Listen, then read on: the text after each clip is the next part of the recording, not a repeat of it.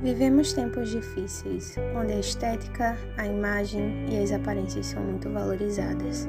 Somos cobrados a não envelhecermos, não termos dúvidas, não sofrermos. Buscamos padrões inalcançáveis onde colocamos o ter acima do ser, como se fosse possível vivermos lindos, jovens, felizes e saudáveis a todo momento. Estar bem caminha distante de parecer bem ou de mostrar-se bem através de imagens que são meticulosamente planejadas para aparentar felicidade, saúde e perfeição.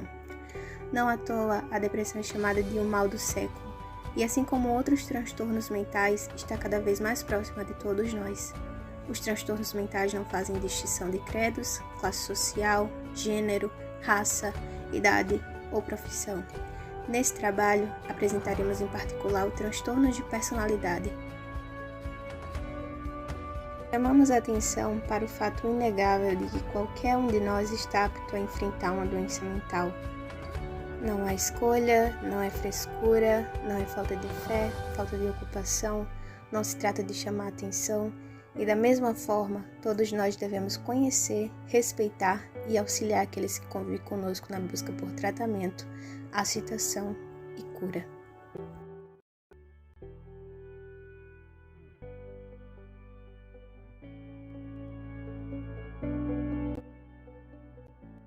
Boa noite, professor. Boa noite, pessoal. Hoje o nosso grupo vai falar um pouquinho sobre transtornos de personalidade.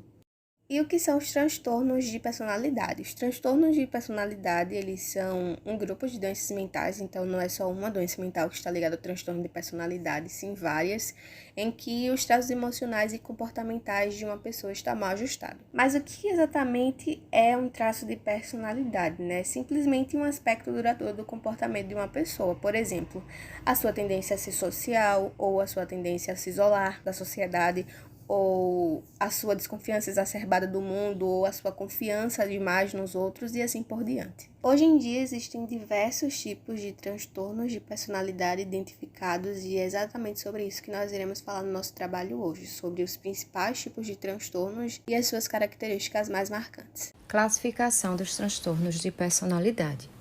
Atualmente, a Classificação Internacional de Doenças, CID-10, e o Manual de Diagnóstico e Estatística dos Transtornos Mentais, DSM-5, elencam 10 transtornos de personalidade subdivididos em 3 grupos por terem características predominantes que os interligam.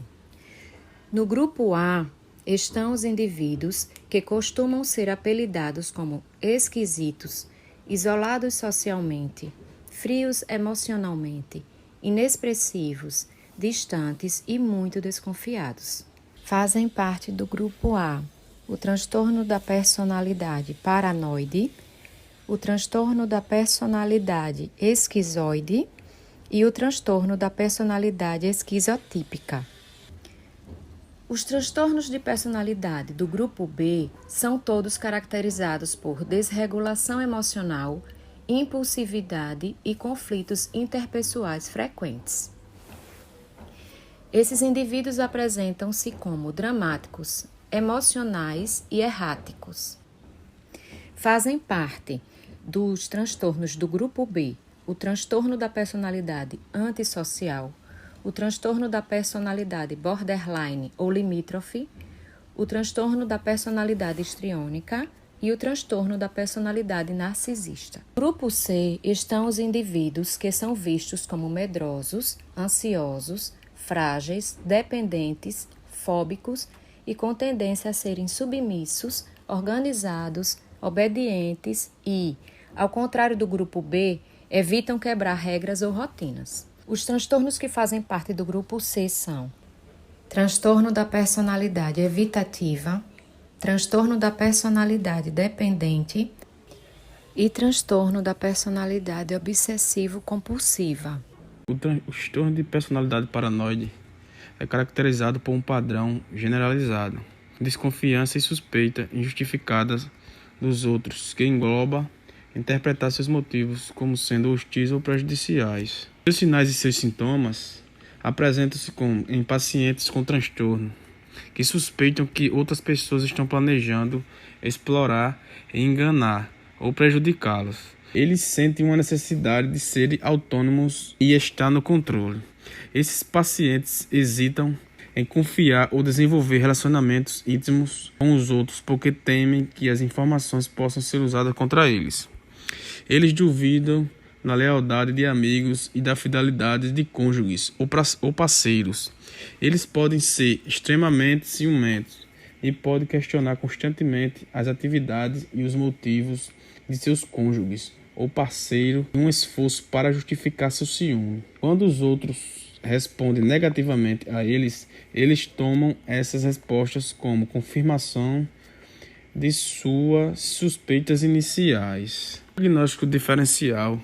Os médicos podem distinguir transtorno de personalidade paranoide de outros transtornos de personalidade pela abrangência de sua paranoide. Seu tratamento é usado como terapia conjuntiva comportamental.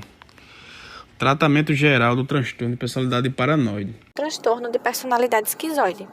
É um distúrbio marcado pelo distanciamento de relações sociais, frieza emocional e preferência para realizar as atividades sozinho. Apesar de ser um distúrbio raro, ele tem maior frequência nos homens. Os seus sintomas são desinteresse em construir família, indiferença a críticas e elogios, falta de motivação para realizar atividades, ausência de amigos íntimos, com exceção dos parentes como seu pai e mãe, frieza e distanciamento social e emocional. Não se sabe ao certo a sua causa, porém os especialistas acreditam que é causado por herança genética e influência do ambiente. O transtorno de personalidade esquizoide tem similaridades com a esquizofrenia e o autismo. Porém, na esquizofrenia, a pessoa tem alucinações e sintomas psicóticos. E no autismo, ela não reconhece as expressões de sentimentos, enquanto na transtorno de personalidade esquizoide, ele consegue reconhecer. Seu tratamento é terapia, acompanhamento psicológico, medicamentos contra sintomas específicos, yoga e musicoterapia. Existe também a internação, quando não está dando certo o tratamento. Aí necessita de uma internação para pacientes com transtorno de personalidade, porque há uma grande chance deles sofrerem ataque de pânico e pensamentos suicidas. Transtorno de personalidade esquizotípica. O transtorno de personalidade esquizotípica é caracterizado por um padrão generalizado de desconforto intenso com relacionamentos íntimos e com capacidade reduzida para tal, por pensamentos e percepções distorcidas e por comportamentos estranhos. A pessoa com transtorno de personalidade esquizotípica prefere não interagir com outras pessoas porque acredita que é diferente e não faz parte do grupo. A pessoa com transtorno de personalidade esquizotípica está menos ligada à realidade e seu pensamento e discurso são mais desorganizados que no caso de outro transtorno de personalidade. Sintomas de transtorno de personalidade esquizotípica. Efeito nos relacionamentos. A pessoa com transtorno de personalidade esquizotípica não tem amigos ou confidentes. Ela se sente muito desconfortável em se relacionar com outras pessoas. Ela interage com outros se for preciso, mas prefere não fazê-lo, porque acredita que é diferente e não faz parte do grupo. Contudo, é possível que ela diga que é falta de relacionamentos a tornar-se infeliz. Ela fica muito ansiosa em situações sociais, especialmente aquelas que desconhecidas. Passar mais tempo em uma situação não alivia a ansiedade. Transtorno de personalidade antissocial. O transtorno de personalidade antissocial pertence ao grupo B, caracterizado por parecer dramático, emocional ou que cometem erros frequentemente. A personalidade antissocial é caracterizado por um padrão generalizado de descaso com as consequências e direitos dos outros. O diagnóstico é por critérios clínicos.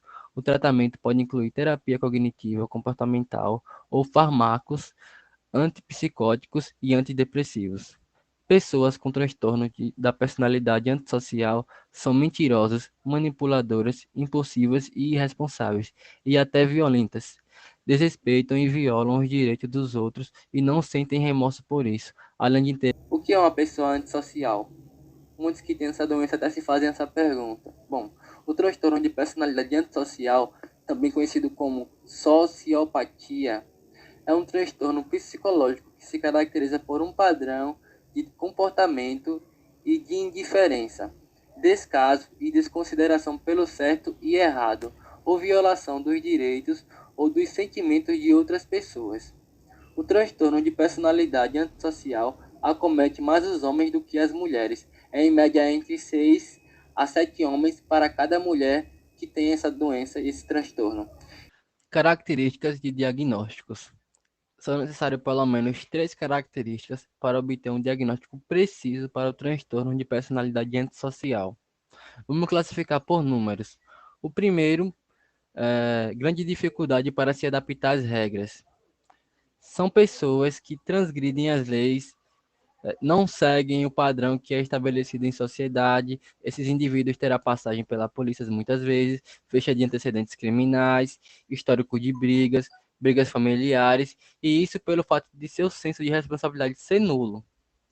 O segundo, podem ser tendência em falsificar. Esses indivíduos irão falsificar imagens, documentos, regras, tudo que puder falsificar, irão falsificar, se isso for para um ganho pessoal. A terceira pode ser impulsividade ou inconstância. E o principal fato pode ser não conseguir planejar um futuro, porque, consequentemente, isso irá gerar grandes consequências para criar uma família, pois não conseguirão manter algo duradouro. Embora ele tenha uma grande dificuldade em manter laços, para construir laços é totalmente ao contrário. Esses indivíduos têm grande facilidade em iniciar relações, pelo fato de não haver sentimentos. Eles sempre sabem manipular o parceiro para que caiam na sua lábia, sabem enganar outras pessoas para iniciar relações, melhor dizendo. O transtorno da personalidade borderline caracteriza-se essencialmente por um padrão de instabilidade nas relações interpessoais, na autoimagem e nos afetos, com acentuada impulsividade. Segundo o DSM-5, tais manifestações surgem no começo da vida adulta e estará presente em vários contextos da vida do sujeito. Para a realização do diagnóstico do transtorno da personalidade borderline, é necessário pelo menos 5 dos seguintes critérios, de acordo com o DSM-5. Esforços desesperados para evitar abandono real ou imaginado, um padrão de relacionamentos interpessoais instáveis e intensos, caracterizado pela alternância entre extremos de idealização e desvalorização, perturbação da identidade, instabilidade acentuada e persistente da autoimagem ou da percepção de si mesmo, impulsividade em pelo menos 2 áreas potencialmente autodestrutivas, como, por exemplo, gastos, sexo, abuso de substância, direção irresponsável ou compulsão alimentar, recorrência de comportamentos, gestos ou ameaças suicidas ou de comportamento automutilante, instabilidade afetiva devido a uma acentuada reatividade de humor, como, por exemplo, irritabilidade ou ansiedade intensa, com duração geralmente de poucas horas e apenas raramente de mais de alguns dias, sentimentos crônicos de vazio, raiva intensa e inapropriada ou dificuldade em controlá-la, ideação paranoide transitória associada a estresse ou sintomas dissociativos intensos. As pessoas com esse transtorno vivenciam medos intensos de abandono e experimentam raiva inadequada diante da percepção de uma separação ou de uma rejeição iminente. Para elas, esse abandono pode implicar em uma autoimagem de que são maus, e diante dessa ameaça real ou imaginada de abandono, o indivíduo responde com esforços desesperados para evitá-lo, podendo incluir ações impulsivas, como automutilação ou comportamentos suicidas. Transtorno de personalidade histriônica. E a grande característica essencial é a emocionalidade excessiva, difusa e o comportamento de busca de atenção para si. Esse padrão surge no início da vida adulta e está presente em diversos outros contextos. Para ser considerado um diagnóstico, o indivíduo precisa apresentar 5 ou mais de sintomas. E alguns deles são desconforto em não ser o centro das atenções. A interação com os outros também é um grande sintoma, que é frequentemente conturbado, caracterizado por comportamento sexualmente sedutor, inadequado ou provocativo. exibe mudanças rápidas e expressão superficial das emoções, usa reiteradamente a aparência física para atrair atenção para si. Tem um estilo de discurso que é excessivamente impressionista e carente de detalhes. Mostra autodramatização, teatralidade e expressão exagerada das emoções. É uma pessoa sugerível, que é facilmente influenciada pelas outras ou pelas circunstâncias. E considera as relações pessoais mais íntimas do que na verdade são. Pessoas com esse transtorno se sentem desconfortáveis ou não valorizadas quando não são o centro das atenções. Normalmente são cheios de vidas e muito dramáticos e fazem de tudo para chamar a atenção das pessoas. E são muito bons em fazer amizade, por seu entusiasmo ou sedução. E esse comportamento é voltado não só para pessoas que o indivíduo tem um interesse romântico, né? Quanto também para relacionamentos sociais, profissionais, excessivamente. Transtorno de personalidade narcisista, que é caracterizado por um padrão generalizado de grandiosidade e necessidade de adulação e falta de empatia. Pacientes com este transtorno de personalidade narcisista subestimam suas habilidades e exageram nas suas realizações. Eles acham que são superiores, originais ou especiais. Essa superestimação de seu próprio valor e realização muitas vezes implica a uma subestimação do valor e das realizações. Alguns dos pontos de diagnóstico deste transtorno: padrão persistente de grandiosidade, necessidade de admiração e falta de empatia. Uma sensação exagerada infundada da sua própria importância e talento. Preocupações com fantasia de realizações limitadas, influência, poder, inteligência, beleza ou amor perfeito. Convicção de que eles são especiais e únicos e devem associar-se apenas com pessoas do alto calibre. Necessidade de ser incondicionalmente admirados. Uma sensação de merecimento, exploração dos outros para alcançar os objetivos próprios, falta de empatia, inveja dos outros e convicção de que os outros os invejem, arrogância e altivez. A personalidade dependente é aquela personalidade que o paciente ou indivíduo ele tem a necessidade maior de ser cuidado por outra pessoa. Então, isso termina gerando nele um comportamento de submissão, de apego em que ele não consegue se separar do outro. Em geral, está relacionado a um relacionamento amoroso, mas nem sempre o amoroso. Então, esse comportamento ele precisa estar presente em vários contextos da vida daquele indivíduo. E vai ser caracterizado por 5 características ou mais, a quais eu vou citar agora, que são o paciente que tem a dificuldade em tomar decisões cotidianas. Sozinho, ele está sempre pedindo conselho, sempre precisando ser reafirmado, ser assegurado pelos outros. Então, mesmo que ele consiga decidir, ele precisa ficar conferindo, vendo se é isso mesmo, se os outros concordam e se os outros aprovam. Então também ele precisa que os outros assumam as responsabilidades pela maior parte da vida deles.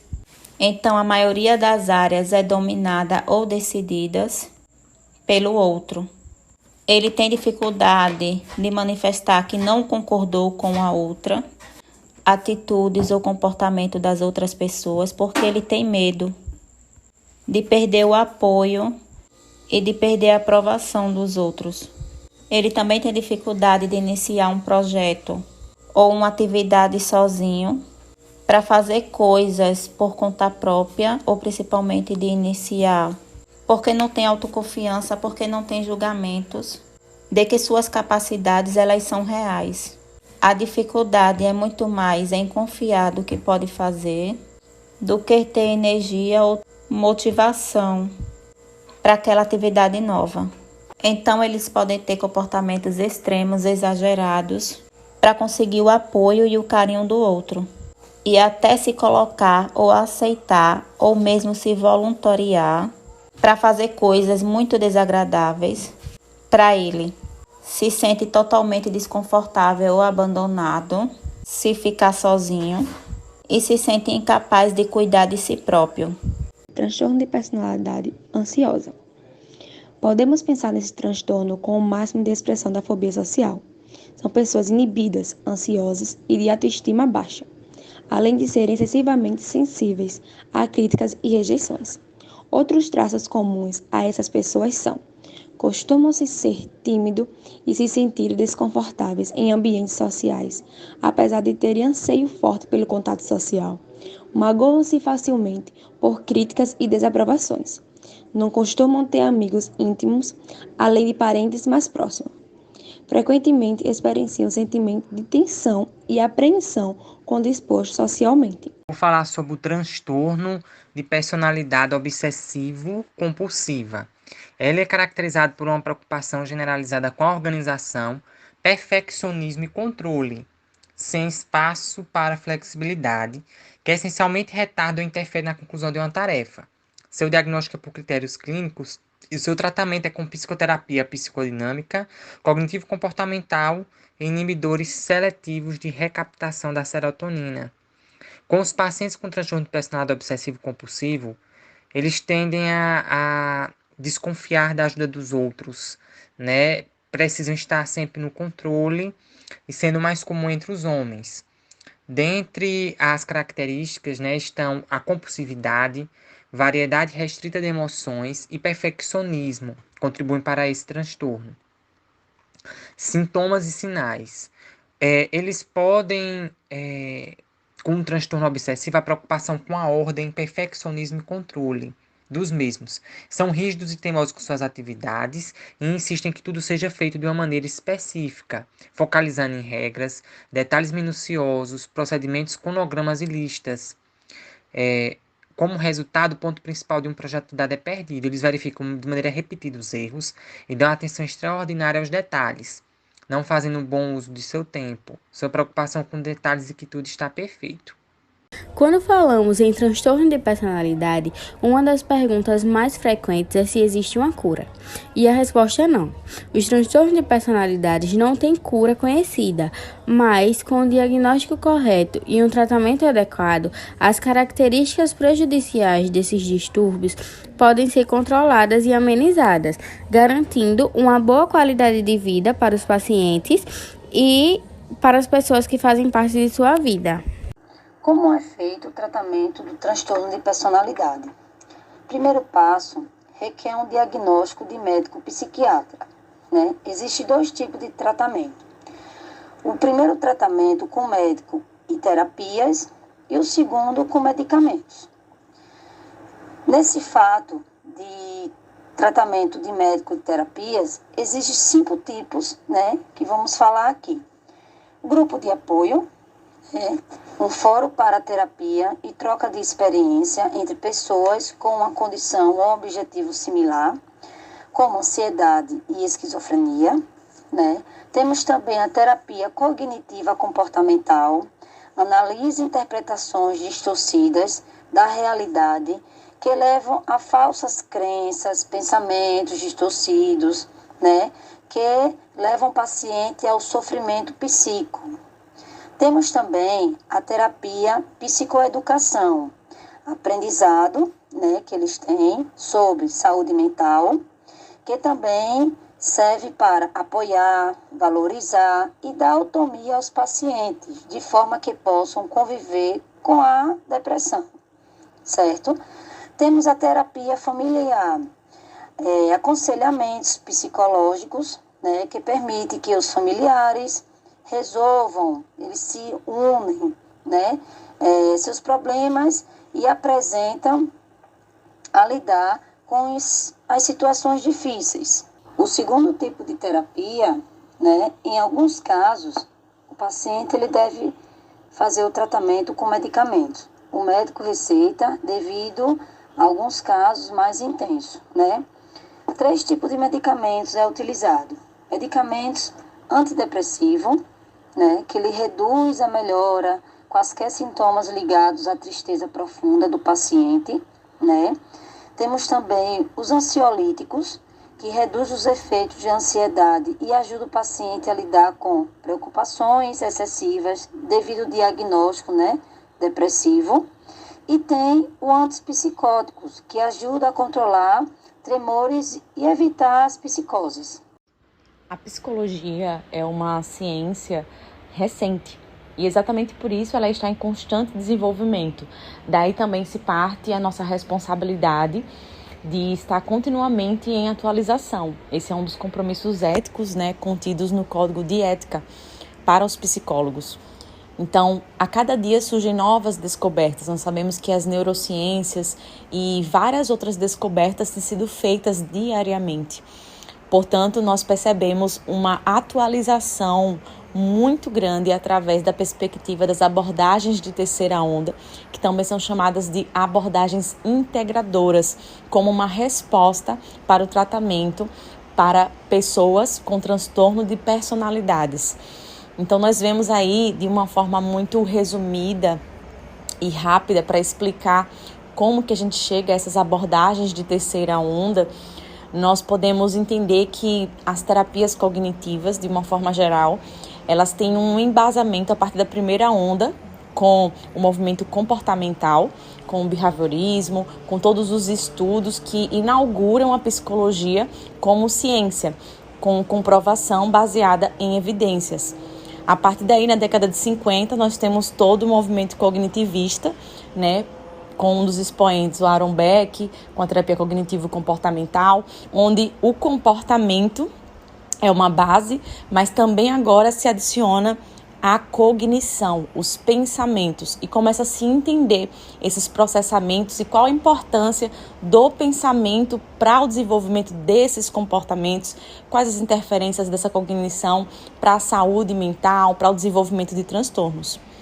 A terceira onda, que são as abordagens mais recentes, que são exatamente abordagens que focam com muita força no tratamento para transtornos de personalidade, são abordagens que têm um foco mais específico nas emoções. Elas são chamadas de abordagens integradoras porque, independente da abordagem de base que você tenha, você pode ser um terapeuta comportamental, você pode ser um terapeuta cognitivo, você pode ser inclusive um gestalterapeuta, e você consegue sim acoplar, você consegue integrar essas abordagens, elas são integrativas. Então, nós temos aí algumas abordagens integradoras de terceira onda voltadas para o tratamento para pessoas com transtorno de personalidade.